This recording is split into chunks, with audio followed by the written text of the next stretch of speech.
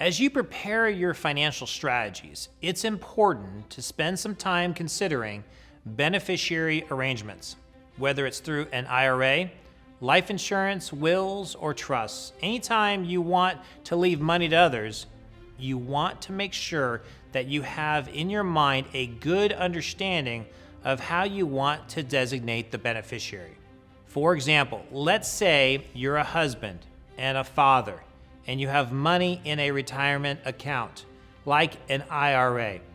Typically, your primary beneficiary will be your wife. Well, what does that mean? It means that if you pass on and your wife is still alive, your wife will receive all the proceeds of that account.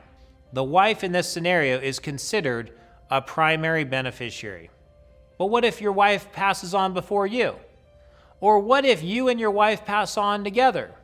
In this scenario, you may want what's called secondary or contingent beneficiaries. Let's say you and your wife have 3 children, child 1, 2, and 3.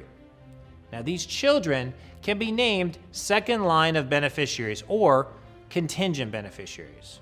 So just in case your wife passes on before you, or you and your wife pass on together, you've got the second line of beneficiaries, the 3 children.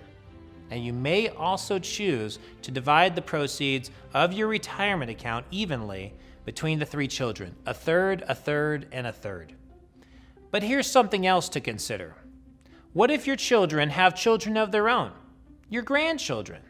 So let's say child 1 has 3 children, child 2 has no children, and child 3, they have 2 children, meaning you have a total of 5 grandchildren. Now, you may want to start asking some additional questions about designating beneficiaries. So let's assume your wife passes on before you. Now, there's just you. Therefore, when you pass on, the proceeds are designated to go to your 3 children who you have named as contingent beneficiaries. Well, what if one of your children passes on before you? Let's say your 3rd child, the one with 2 children, dies before you.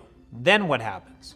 Well, if you haven't set up your beneficiaries appropriately, you could end up disinheriting those 2 grandchildren. All of the proceeds could end up going to child 1 and child 2, cutting out your 3rd child's surviving children. That's generally not what people want. Instead, they may say, wait a minute, we want this child's share to go to his or her children. This is generally referred to as per stirpes distribution, meaning that each branch of the family is to receive an equal share. If that is your objective, you may want to incorporate that term into your beneficiary designation.